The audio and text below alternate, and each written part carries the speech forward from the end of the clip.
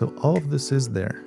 You cannot discount it. Tell that, oh, this island is very bad and don't buy there, etc. And many people expecting it to be what they saw in the pictures. Correct. In the and brochures. that's not necessarily the case. It's technically impossible. Mm-hmm. When people will move in to the first units, all people will take over the first units. I think some of the buyers might be shocked. For example, many units in the middle of the island with a sea view. How realistic is that, you think? Yeah, it's highly impossible. Yeah.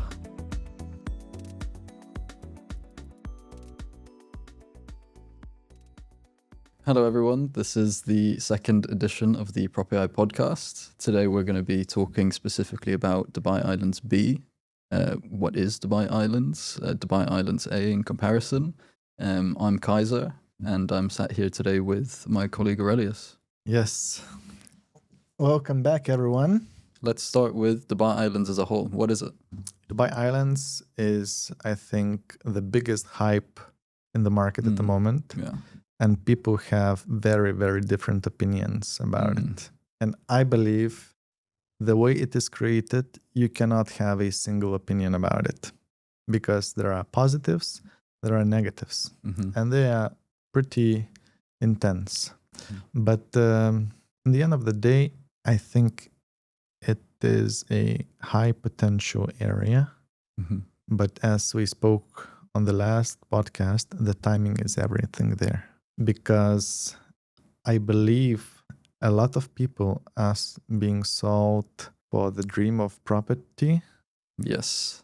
That cannot technically exist there. And why is that? Why can certain things, certain dreams not exist in Dubai Islands? Basically just because the way it is created and the number of plots that are on the waterfront or the beachfront, it is extremely limited.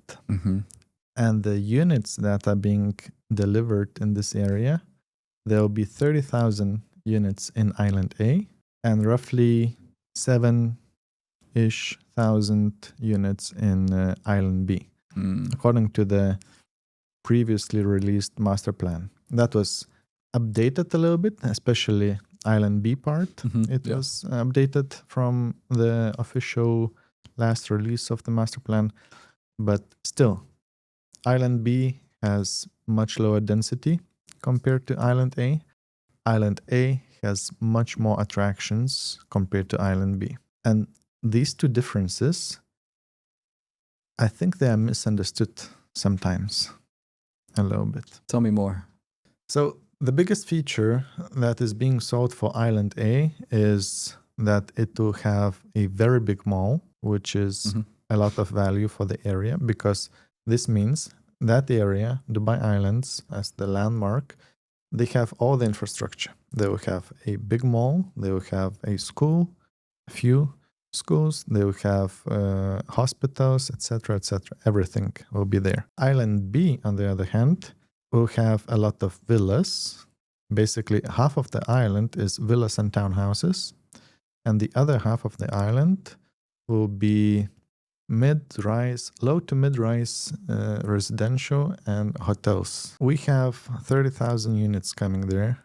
Most of them are being sold as waterfront, beachfront, sea view, or whatever the marketing people are coming up with. But technically, only a few of them will actually have it. If we were to really break it down, would you agree that perhaps only 10% of all of Island A offerings are true waterfront examples? Yeah, As a rough number, but to give some perspective as to the landmass as a whole, the overall unit density, and the actual allocation of true waterfront, it is much smaller than what people really believe and what is marketed. Exactly. And even in the units that are waterfront, many units are not facing the water. Many units are back facing. Again, talking about the island, it is a well-structured area. It has good road structure. It has enough exits and entrances. It's easily accessible. So all of this is there. you cannot discount it. Tell that, oh, this island is very bad and don't buy there, etc. But again, everything comes with the strategy in the back end. Do you know why are you buying this property?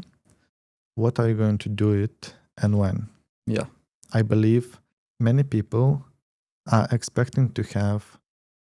Listen, the first handovers to Dubai Islands are coming in 2026. And many people are expecting it to be what they saw in the pictures. Correct. In the and brochures. That's not necessarily the case.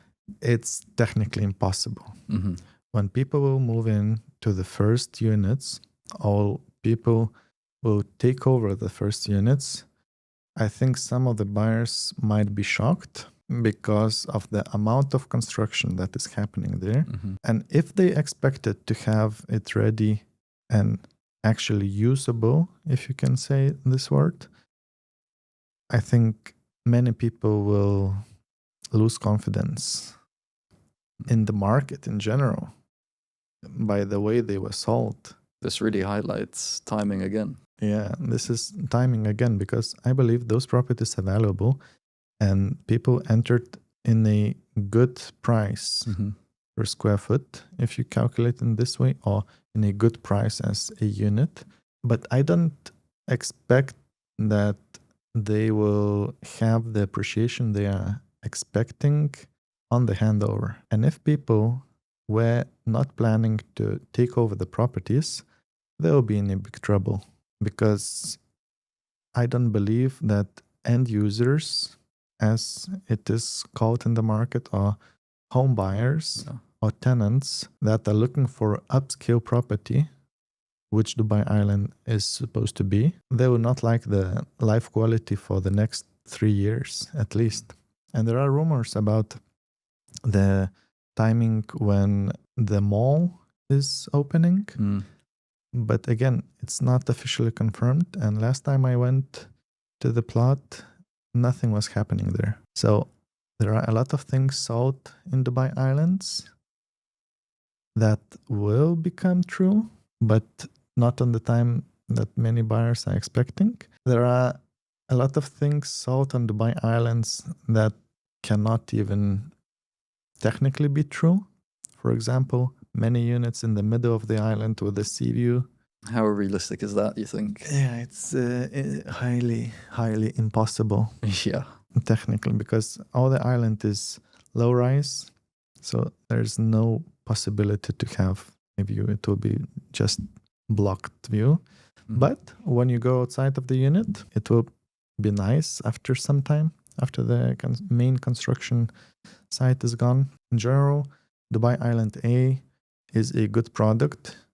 And if you are going there, you must consider the timing. Technically, at the moment, the later the handover, the better. The better. And why? More infrastructure, more retail access, less construction overall. Exactly. The community will look much, much better and completely different from what it looks now. Another thing that is oftenly discussed is the flight path. People have also very different opinions about it. Is it important? Yeah. Is it not important?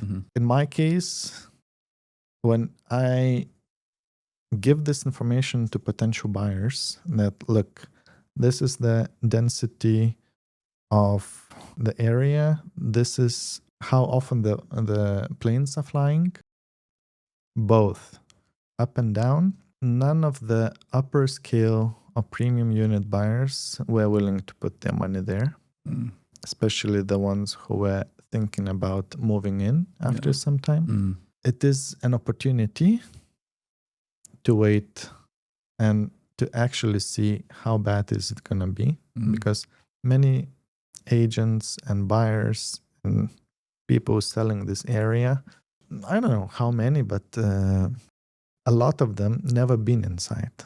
They just saw the pictures and they're selling the dream, and they never checked how possible the dream will come true. And what do you think about Island A?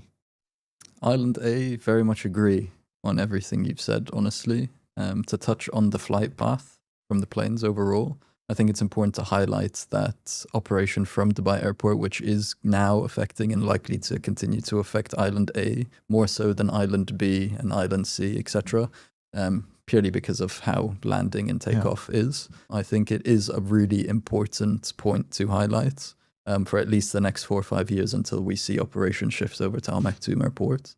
And why is, as you said, the products advertised, the dream advertised as waterfront luxury living. If you're standing on the balcony of your 4 million dirham 2-bedroom apartment, do you want to hear a plane flying over you at 300 meters? Probably not. Yeah. It definitely disrupts that dream.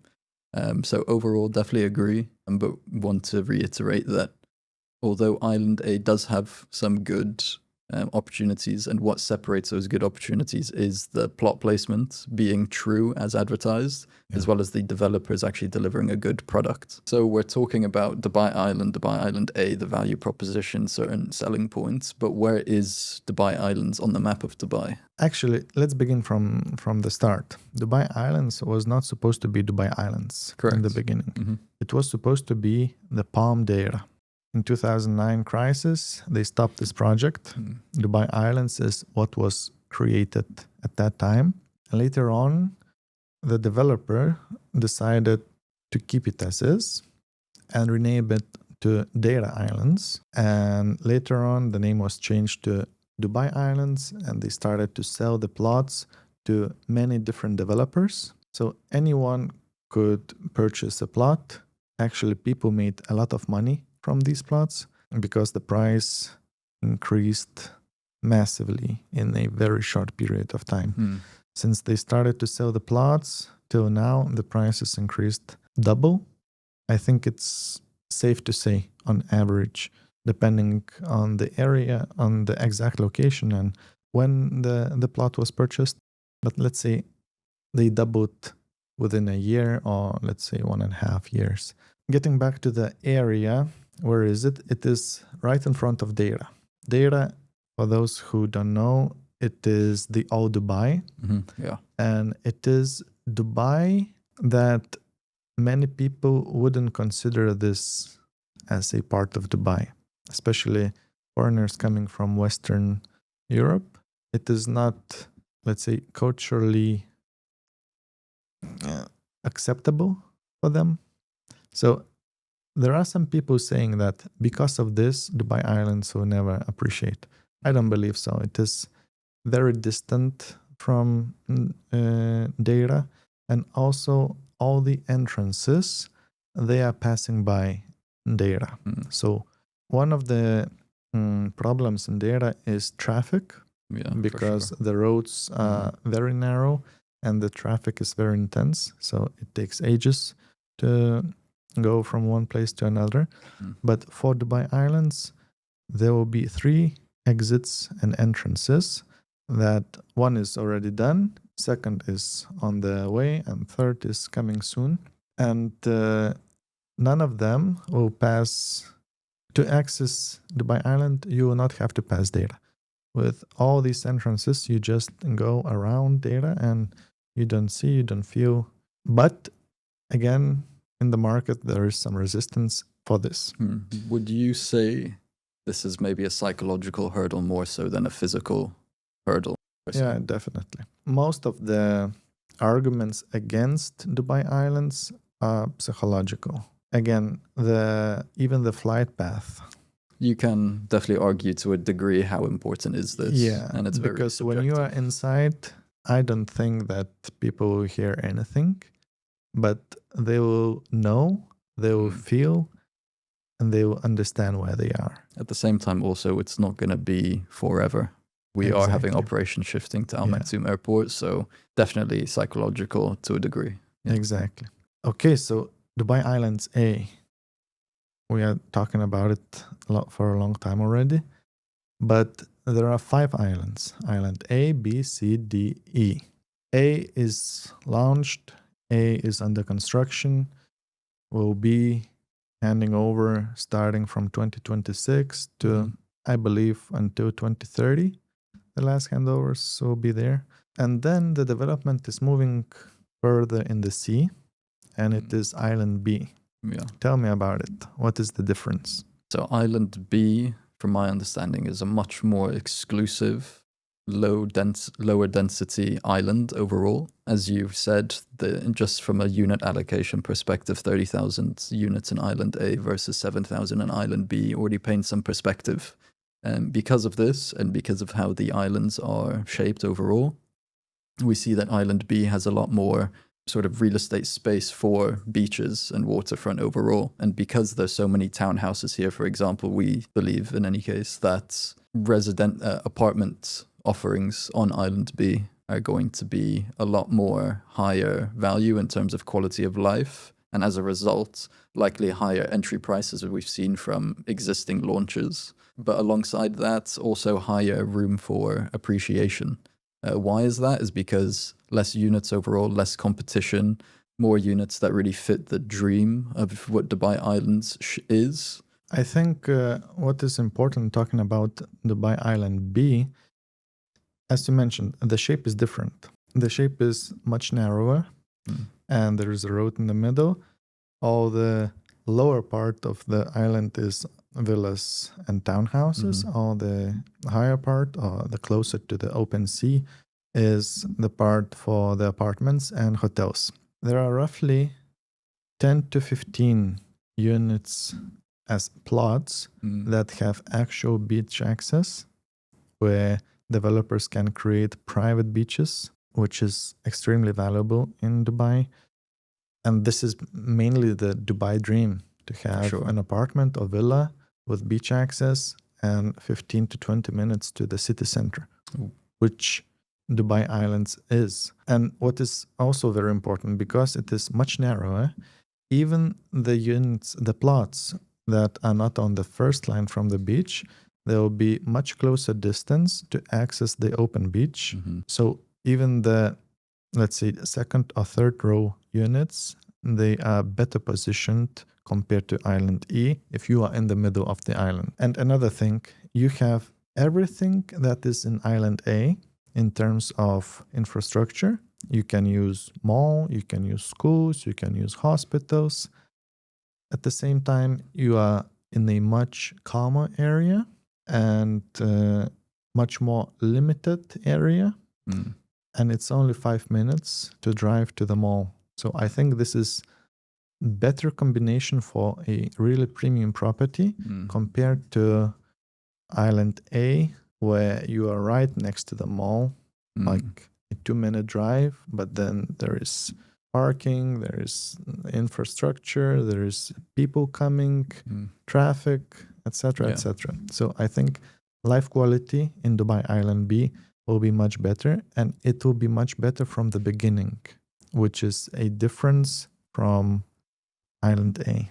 Let's talk about what actually exists on Island B thus far. Obviously, we know that there's massive hype in Island A, and because of that, there's already a lot of plots boarded up with construction beginning. Probably half the agents in Dubai, for example, are really pushing Island A. I feel like Island B is not spoken about too much. What exists there, and what's the timing for Island B? Are we still at the start? Are we still in a good window to really consider it? I think we are in the best position to consider Island B at the moment, because the townhouses and villas, they are sold out long time ago, roughly a year or even more ago. There is one project by the master developer Nahil called Bay Grove, which is the first project on Island B. It was a massive success. There were 4 phases, 4 launches, 4 separate launches. There are 17 or 18 different buildings, and they were all sold out. If not on the first day, then within 2-3 days after the launch, everything was sold out. And the demand there was massive. Why do you say that is? What makes Bay Grove, for example, as a product overall different to, let's say, something on Island A that is within a similar price point? Exactly. The price point was very similar to Island A, but it is, we cannot call it a master community. Pseudo. But it is a mini master community. As you said, pseudo master community. It is 17 buildings built by a single developer. And when they were creating this area, they were thinking about every building. What will be the views? What will be the layouts? How will they come together as a group? And what will be values? And how each unit can get the best of the plot that they have.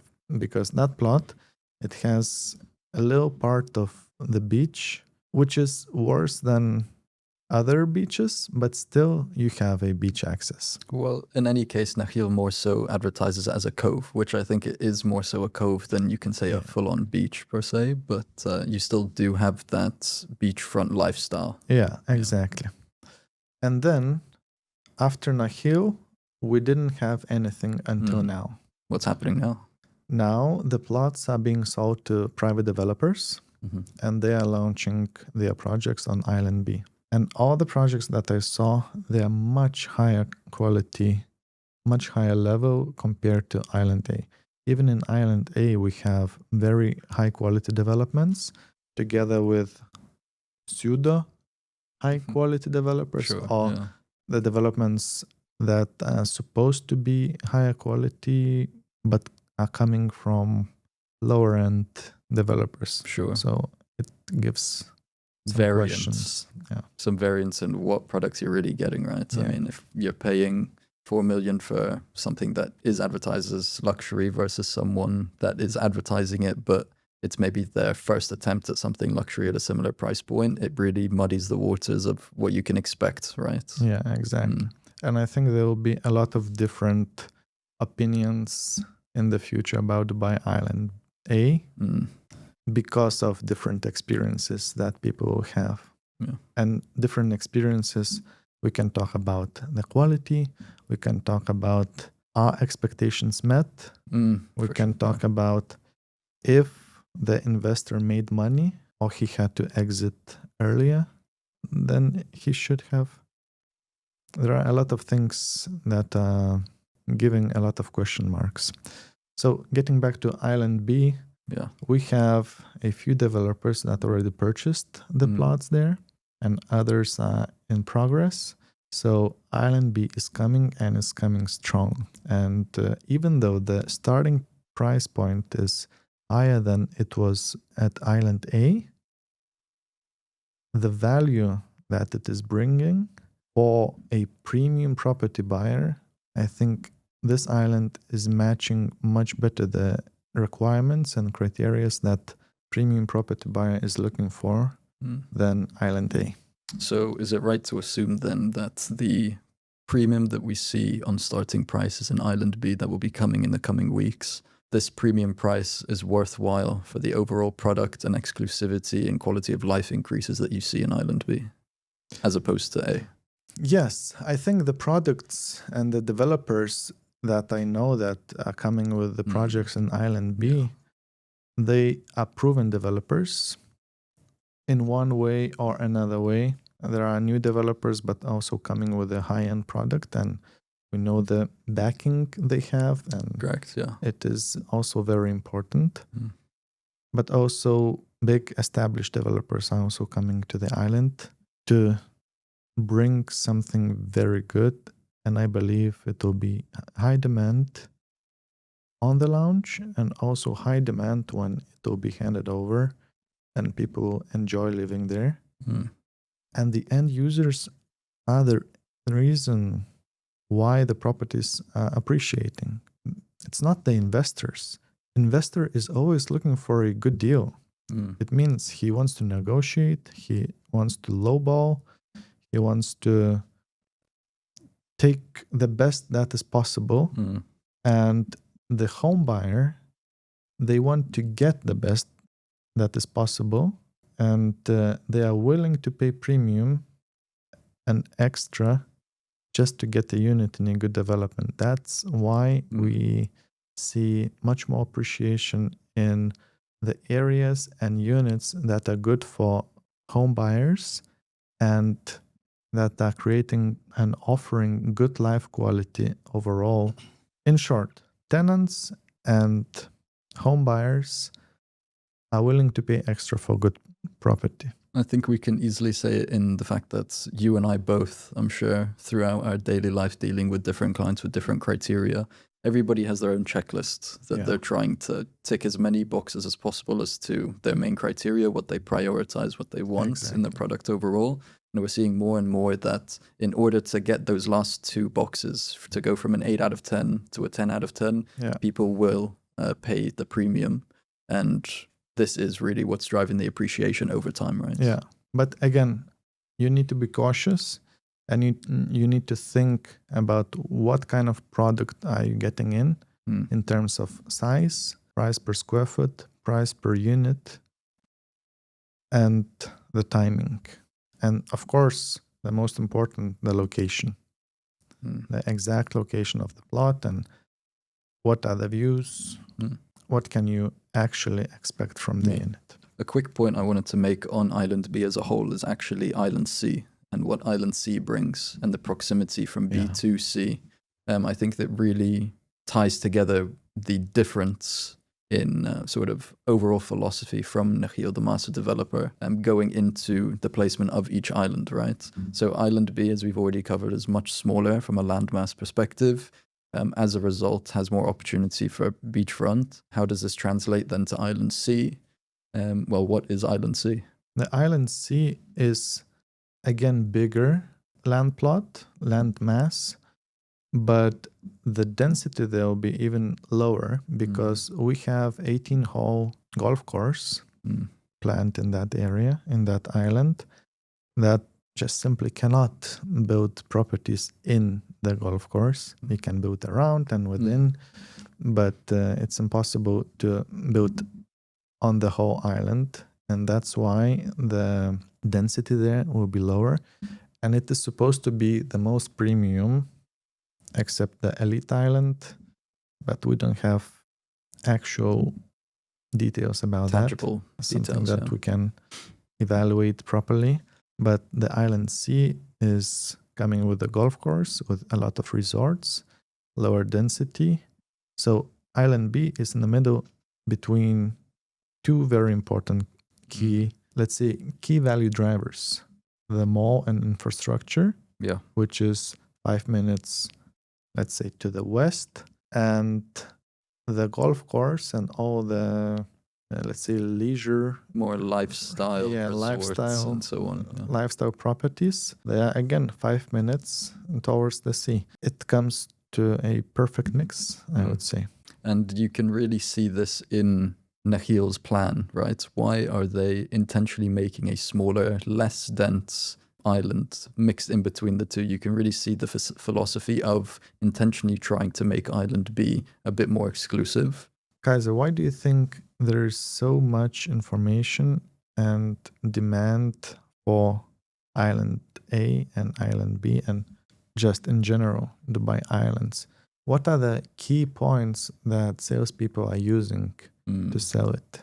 Well, definitely first is this promised lifestyle, which we've already covered, but it's absolutely one of the main driving factors that, in my own opinion, I think is driving a lot of first-time buyers also to Dubai Islands. The marketing is very strong, and why are so many agents allocating their time to this marketing and so on?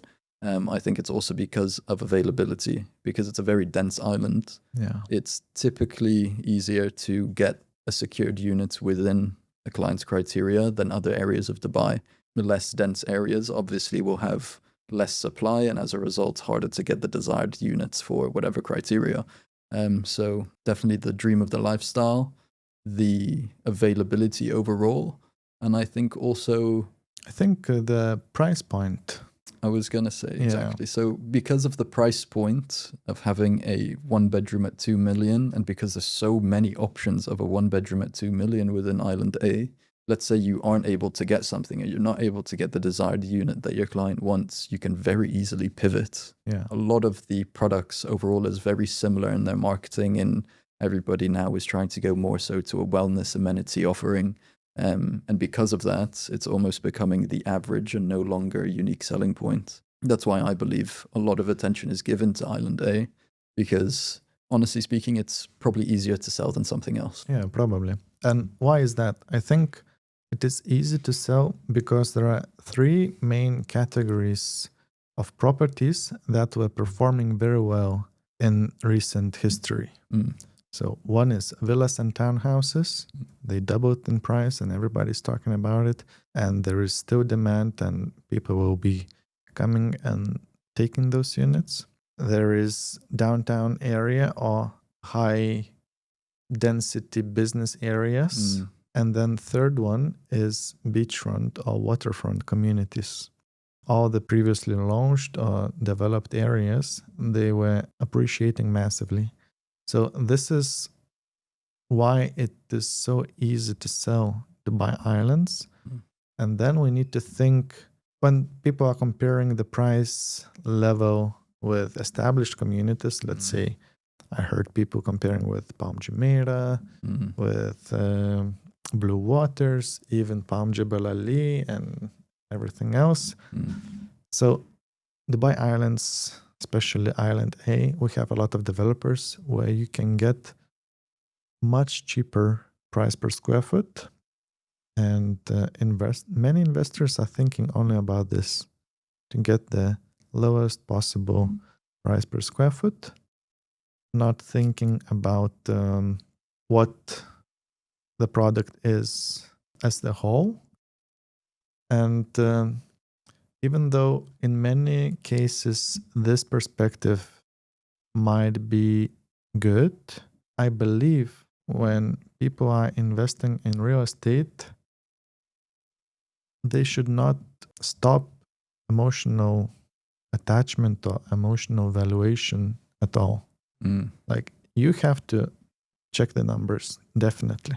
But you also have to think about your future customer, your buyer or your tenant. For sure. Will they be willing to pay the money for the property, and why?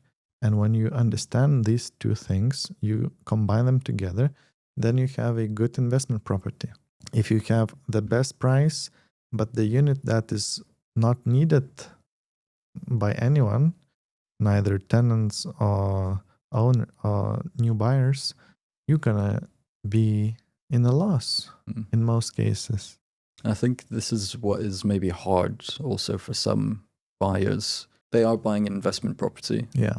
The things that matter to them in a property will be very different to the onwards buyer. Yes. And I believe that is sort of our job, to paint the increased perspective as to, look, although this one bedroom may be a bit too small for your standards, we can see the demand for one bedrooms this size and the premium that these one bedrooms also demand. Yeah. So this is really a main pivotal point in the sales process that I think sometimes buyers actually overlook or don't give enough attention to the main points of confluence that do actually prove it to be a good product. Okay, right? so Kaiser, let's wrap up Yes. our Dubai Island discussion. What did we talk about? So we talked about Dubai Islands A. What are the pros and cons of Dubai Islands A? What are some things to maybe look out for? What are the psychological as well as real physical barriers, such as timing, the proximity to certain areas of Dubai, Dira, for example? And we also spoke about what the value proposition of Island B is. What is the philosophy? Or the timing of Island B? Are we in a good time? Which we both agree we definitely are in a good time to be looking at Island B.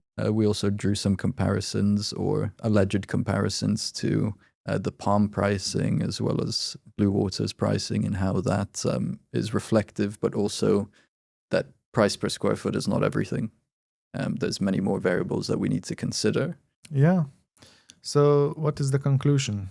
Dubai Islands A is a great community with a lot of potential, well structured community, let's say, but you need to be very cautious buying and selective. there. And selective, definitely.